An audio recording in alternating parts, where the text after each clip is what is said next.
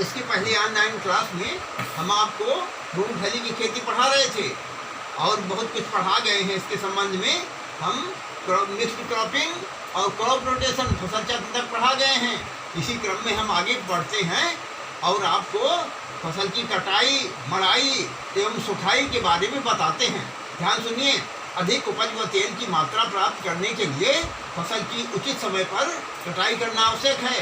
अधपकी फसल को काटने पर उपज, तेल की मात्रा तथा तेल की गुणों में कमी आ जाती है। मूंगफली में पौधों में फूल एक साथ न आकर धीरे धीरे बहुत समय तक आते हैं। गुच्छेदार किस्मों में 2 महीने तक, फैलने वाली किस्मों में 3 महीने तक फूल आते हैं। दोनों किस्मों में फलियों के विकास के लिए 2 माह का समय आवश्यक है। खुदाई के समय सभी फलियां पूर्ण रूप से पकी हुई नहीं होती, अतः फसल की खुदाई के समय ध्यान रखने योग्य बात यह है कि खुदाई ऐसे समय पर करें जब अधिकतर फलियां पक जाएं।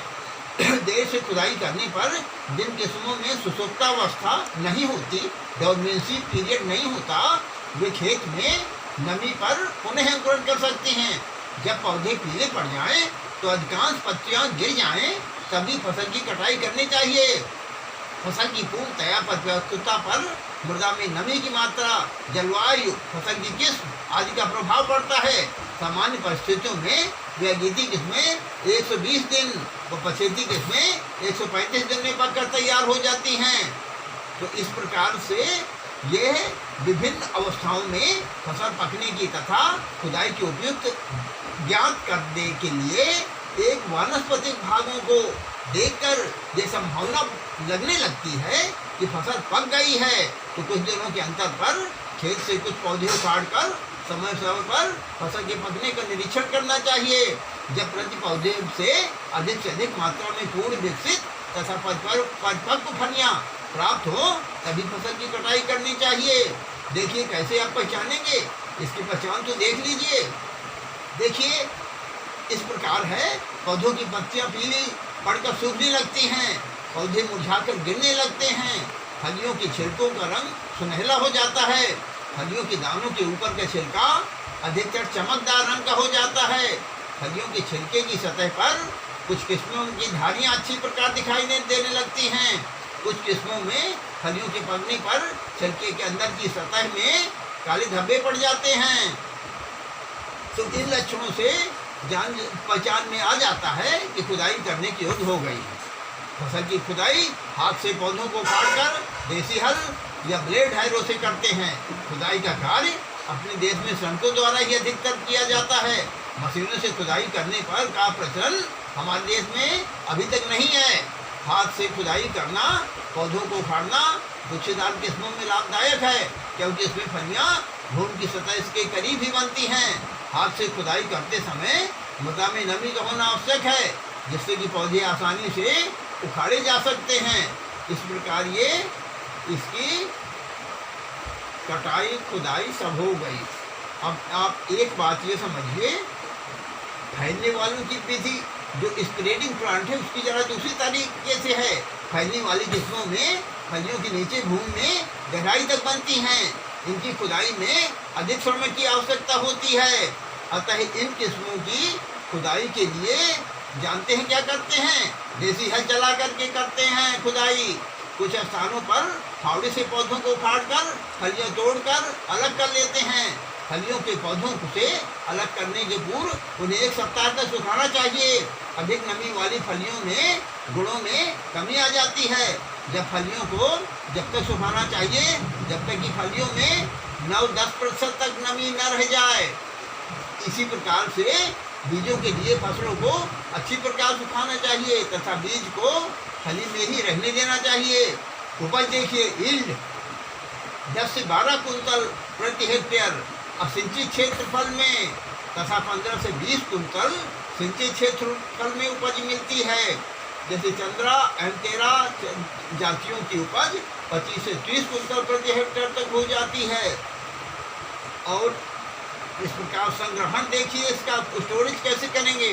मूंगफली की पत्तियों, इसकी फलियों का विशेष ध्यान देना चाहिए। मूंगफली की फलियों को संग्रह गोदाम में ही करना चाहिए, उन्हीं का संग्रह करना है आपको। बीजों की फलियों से निकाल कर संग्रह करने पर बीजों की गुणों में कमी आती है। संग्रह के समय फलियों में 10% से अधिक नमी नहीं होनी चाहिए। उच्च ताप पर संग्रह करने से सुसुप्त अवस्था की अवधि में वृद्धि होती है। अब आप पादप सुरक्षा देखिए, प्लांट प्रोटेक्शन। तो पहला देखिए सफ़ेद सूंडी, व्हाइट ग्रब। यह मूंगफली की सबसे हानिकारक कीट है। सफ़ेद ग्रब भूमि के अंदर जुताई के समय, और एक बात ये समझिए, इसका महीना एक निश्चित है, जुलाई से सितंबर तक क्रियाशील रहते हैं। ये प्रारंभिक अवस्था में पौधों की जड़ों को खाकर हानि पहुंचाते हैं। फलस्वरूप पौधे सूख जाते हैं। इसकी रोकथाम के लिए 15 किलोग्राम प्रति हेक्टेयर की दर से थिमेट 10% का बुआई करने से पूर्व मिट्टी में मिला देना चाहिए। अब देखिए दूसरा कीड़ा, मूंगफली का एफिड। यह कीट मुलायम फलियों को खाना शुरू कर देता है एवं जुसान रोग को फैलाने में सहायक होता है। इसकी रोकथाम के लिए मेटासिस्टाक्स या रोगाद समझ लीजिए कि 33 ईसी को 1000 लीटर पानी में घोलकर प्रति हेक्टेयर की दर से छिड़काव करना चाहिए। इसी तरह कीड़ा और सुनिए, बिहार की बालदार सूंडी, कमला की हेरी कैटरपिलर। यह जो है ये कीट ऐसा है कि मूंगफली पर भी इस कीट का प्रकोप होता है, दूसरी फसलों में जैसे होता है। इसकी सूंडियाँ पत्तियों को खा जाती हैं। इसकी रोकथाम के लिए 1.5 लीटर इंडोसल्फान 35 ईसी को 1000 लीटर पानी में घोलकर प्रति हेक्टेयर की दर से फसल पर छिड़काव करते हैं, स्प्रे करते हैं। अब इस तरह बीमारियाँ देखिए, टिक्का रोग। टिक्का रोग मूंगफली का भयानक रोग है जो एक फफूंदी के द्वारा फैलता है। इस रोग का प्रकोप होने पर छोटे छोटे गहरे कत्थई रंग के गोल धब्बे पड़ जाते हैं। जब रोगों का प्रकोप बढ़ जाता है तो पत्तियां गिर जाती हैं।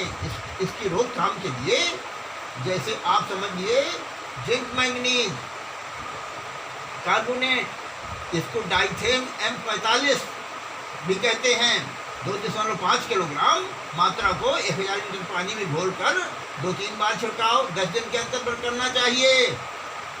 रोजेट दूसरा देखिए, इसका है रोजेट डिजीज। यह एक विषाणु द्वारा उत्पन्न होने वाला रोग है।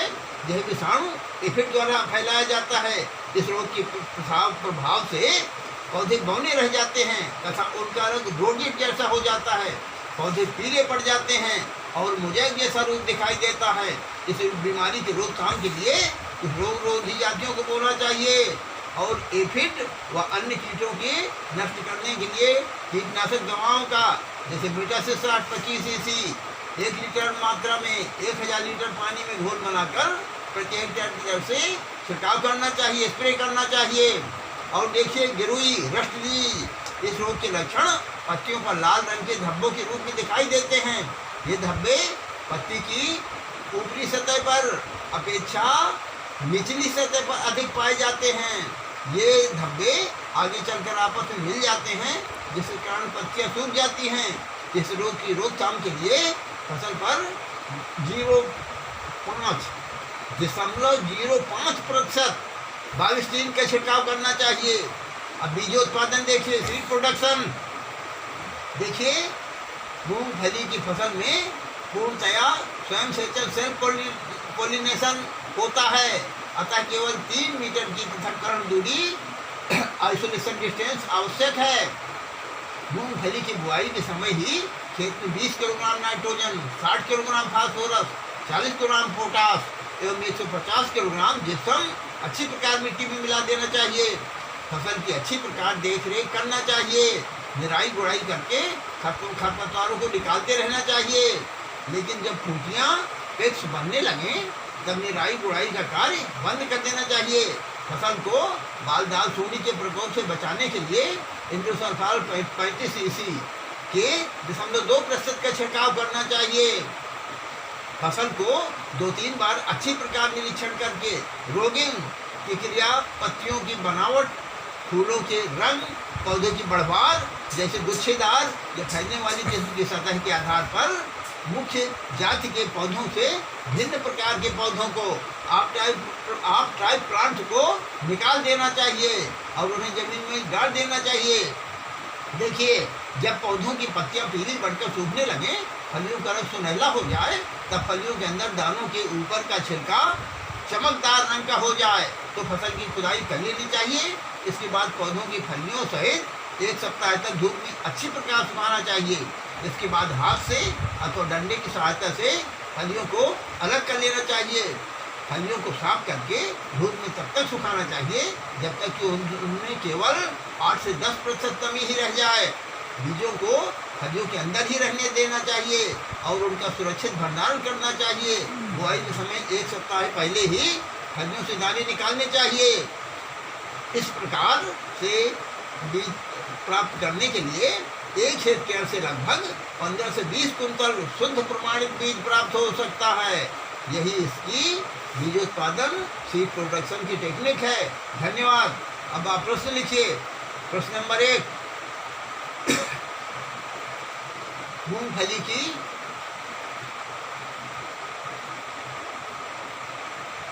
दो रोग लिखिए एवं 2 कीड़े और उनकी रोकथाम लिखिए। प्रश्न नंबर 2 लिखिए, मूंगफली का बीजोत्पादन सीड प्रोडक्शन लिखिए। धन्यवाद।